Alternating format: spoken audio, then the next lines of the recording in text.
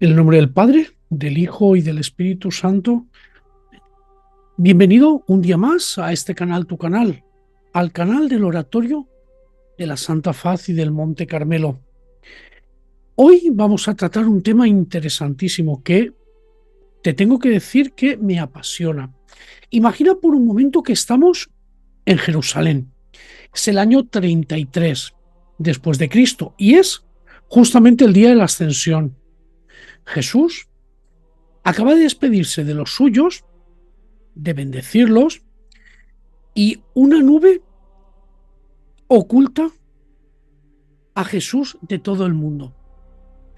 Los 11 apóstoles se quedan allí, mirando al cielo, hasta que dos ángeles se les aparecen y les dicen: Galileos, ¿qué estáis mirando al cielo?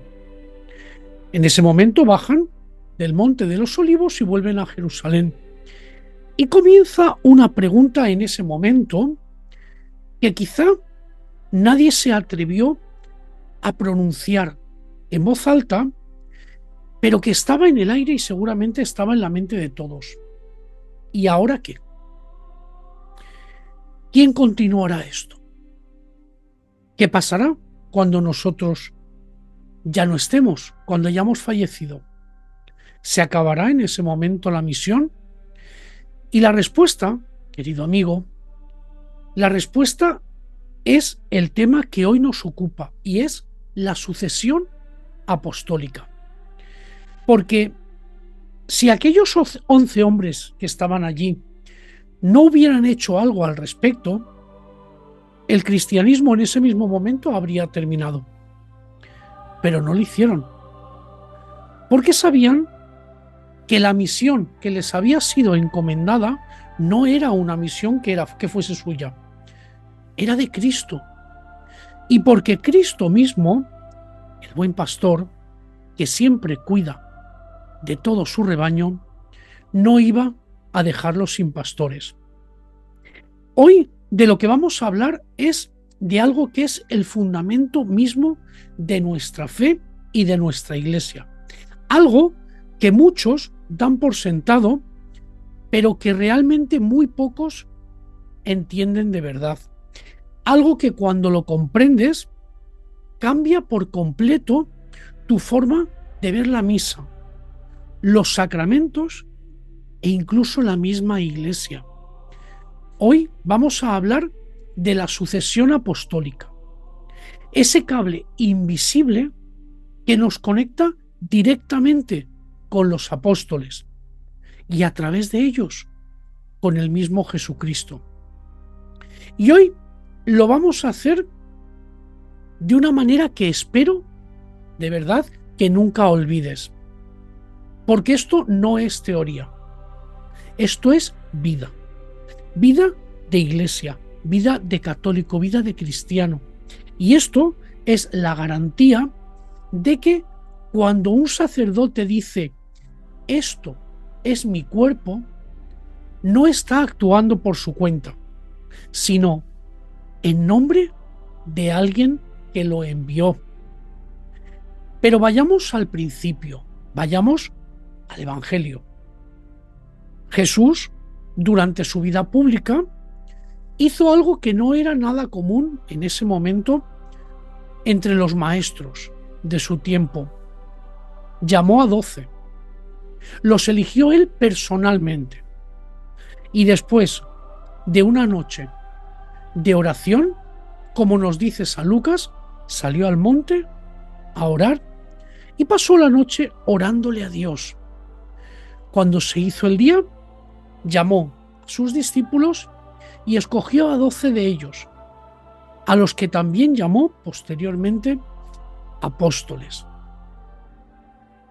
Pero no los llamó por casualidad, no los escogió por sorteo, los escogió uno a uno, de forma muy personal, y les dio un nombre: apóstoles, que significa enviados, porque iban a ser sus enviados, iban a ser sus embajadores, sus representantes, su voz y sus manos justo después de él. Pero ¿y qué es lo que les dijo Jesús? Jesús lo que hizo fue darles su propia autoridad. Porque escuchemos bien lo que dicen las propias palabras que nos deja el Evangelio. En Mateo 10, 40 dice: el que a vosotros recibe, a mí me recibe. Y el que me recibe a mí, recibe al que me envió.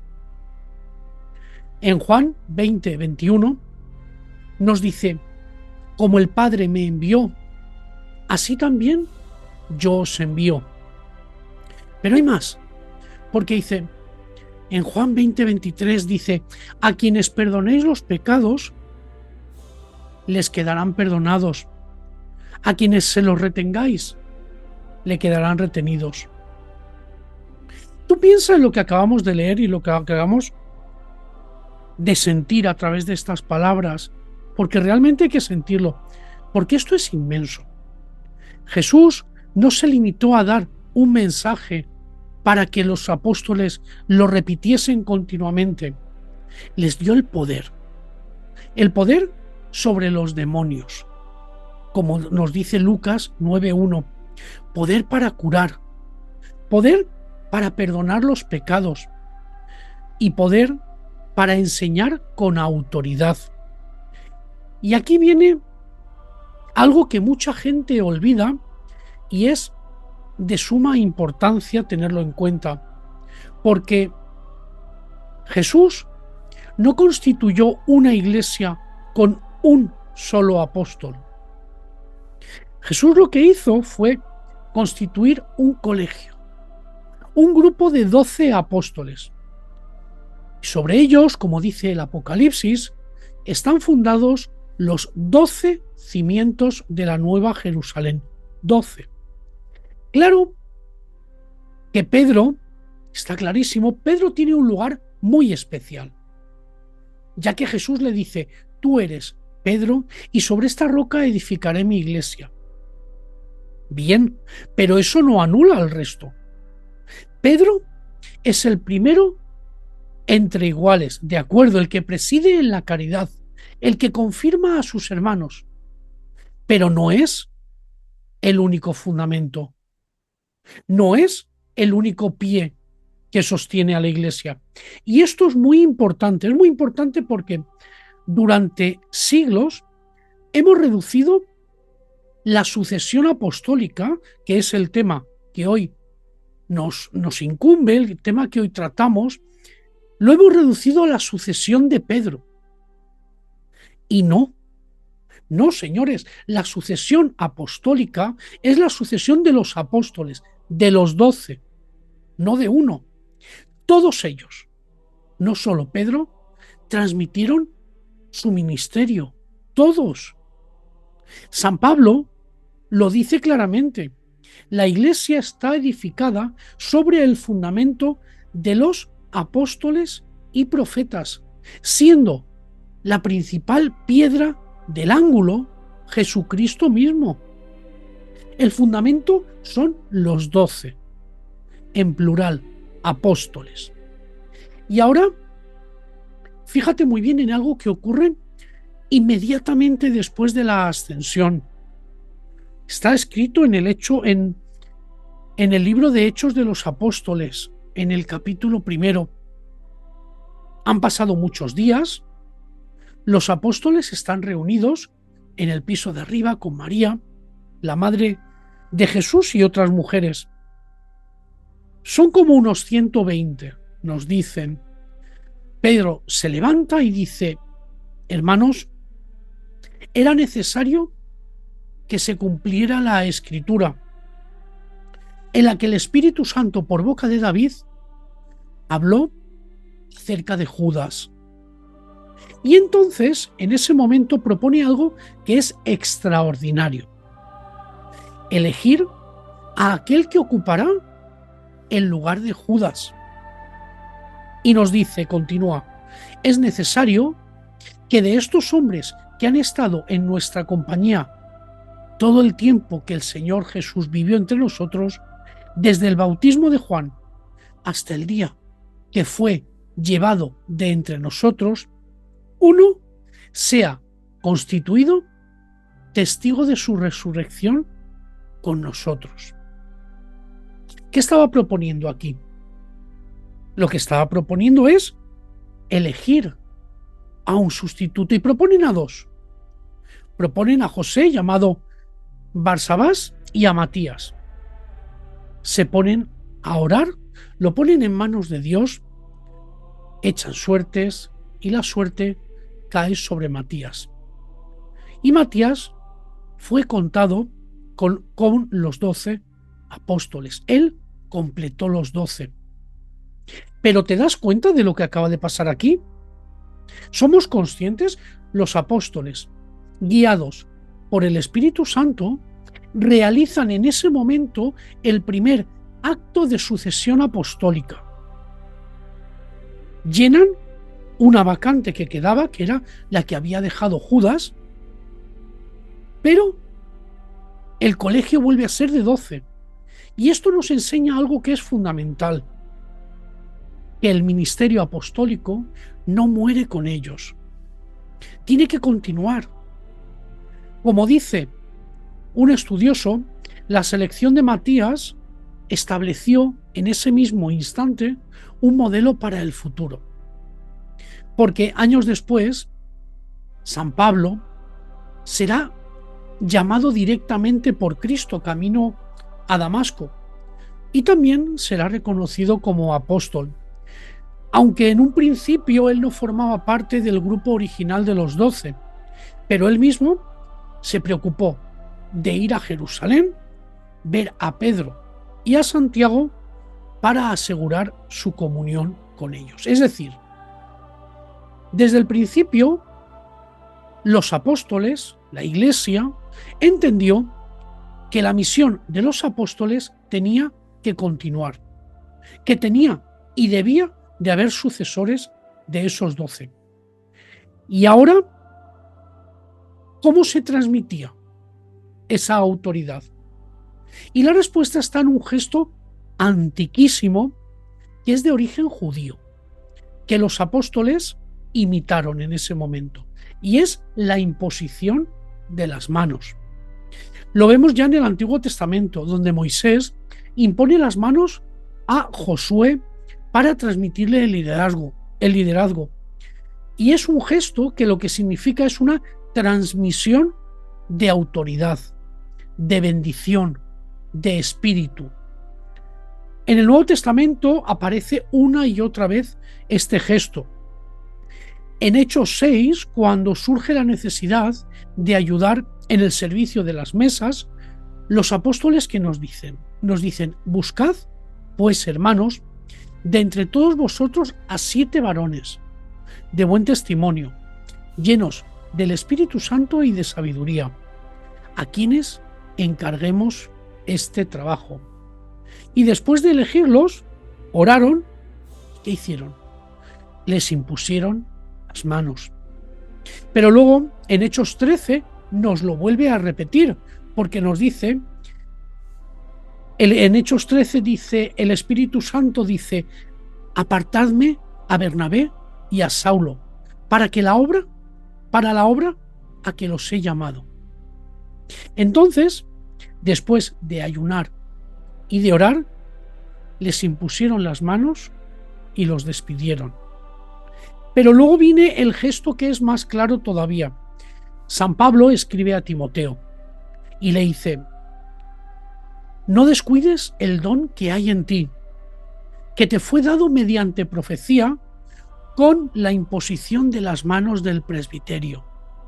Y en la segunda carta le dice, te encomiendo que avives el fuego del don de Dios que está en ti por imposición de mis manos. ¿Quién era Timoteo? Timoteo era el obispo de Éfeso. Había recibido el don mediante la imposición de las manos de Pablo y de otros presbíteros. Y Pablo le dice a Timoteo que él, a su vez, transmita esto a otros. Lo que has oído de mí, ante mí, por muchos testigos, esto encarga a hombres fieles que sean idóneos también para enseñar. Y aquí ahora mismo lo que tenemos, después de mucho lío, lo que tenemos es una cadena completa. Pablo impone las manos a Timoteo y Timoteo debe imponer las manos a otros hombres fieles que a su vez enseñarán a otros. Y eso, querido amigo, eso es la sucesión apostólica en estado puro. Es una transmisión ininterrumpida de mano en mano desde los apóstoles, desde los 12, hasta el día de hoy. San Clemente fue el cuarto papa. Escribiendo hacia el año 96, dice que los apóstoles establecieron a los que acabo de mencionar, obispos y diáconos, y después dieron una regla de sucesión para que cuando ellos murieran, otros hombres probados le sucedieran en su ministerio. Es decir, que esto no es una invención posterior, es prácticamente la misma Iglesia que desde el principio, lo mismo que ya empezaron a hacer los 12, nada más partir Jesucristo a la casa del Padre. Y ahora, en este momento, realmente viene lo que a mí personalmente más me apasiona. Porque cuando hablamos de sucesión apostólica, no estamos hablando de una sola línea que viene desde Pedro hasta el Papa León. No, estamos hablando de múltiples líneas que parten de los diferentes apóstoles y que se extienden por todo el mundo. La tradición de la Iglesia nos ha conservado con mayor o menor certeza histórica los caminos que siguieron los apóstoles después de Pentecostés.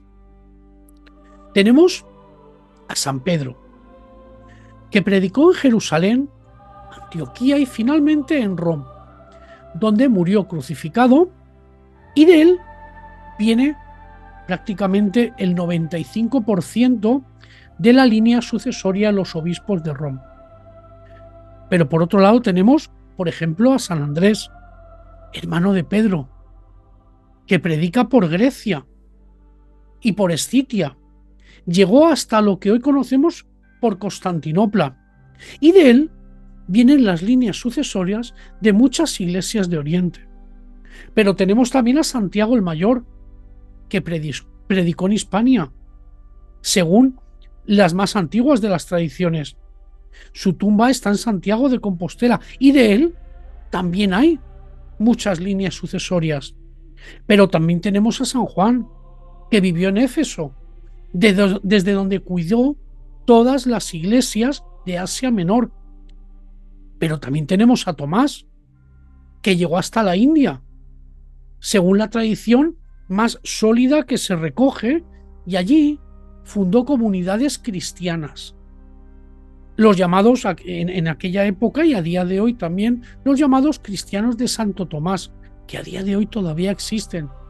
Pero también tenemos a San Bartolomé, que predicó en Armenia, llevando su fe a una de las regiones y naciones más antiguas del mundo.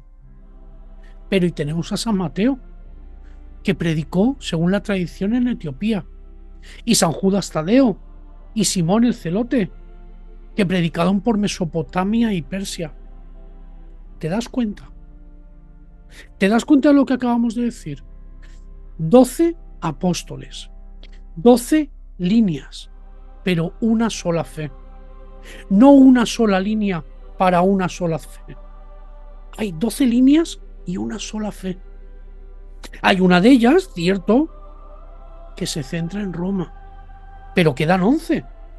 La misma fe se expandió por el mundo mediante 12, porque los apóstoles eran 12, no uno. Entonces, todas estas líneas, a través de esa imposición de manos, han transmitido ese ministerio episcopal hasta nuestros días.